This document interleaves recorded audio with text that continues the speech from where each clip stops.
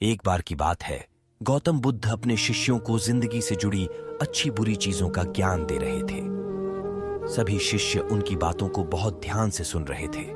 उन सभी में एक शिष्य ऐसा था जिसे प्रश्न पूछने की बहुत आदत थी।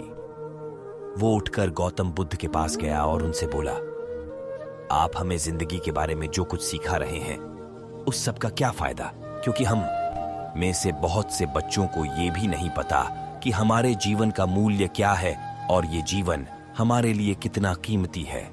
पहले आप हमें ये बताइए कि इस जीवन का मूल्य क्या है। अपने शिष्य की बात सुनकर गौतम बुद्ध अपने कक्ष में गए और एक चमकता हुआ पत्थर का टुकड़ा लेकर आए।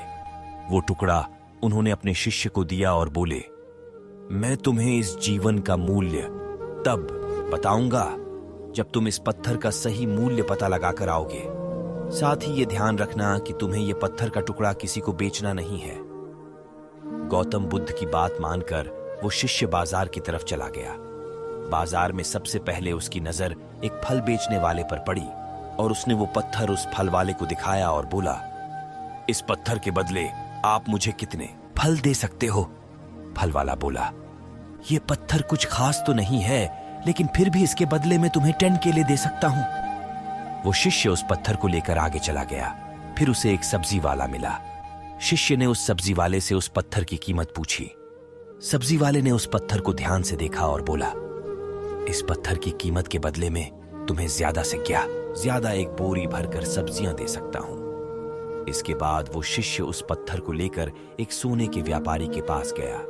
उस पत्थर की टुकड़े की चमक देखते ही उस सुनार ने उसकी कीमत 100 सोने के सिक्के लगाई। शिष्य ने वो टुकड़ा बेचने से मना किया तो वो सुनार उसके बदले 200 सोने के सिक्के देने को भी राजी हो गया, लेकिन शिष्य ने वो पत्थर नहीं बेचा। इसके बाद वो शिष्य एक हीरों के व्यापारी के पास गया और उनके सामने उसने वो पत्थर के टुकड़े को रख दिया।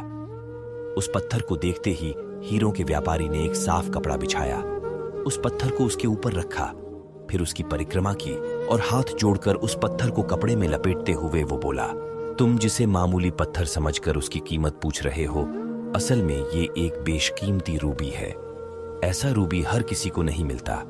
मैं अगर अपना सब कुछ बेच भी दूं तो भी इसकी कीमत नहीं चुका सकता। उस व्यापारी की बातें सुनकर वो शिष्य हैरान हो गया।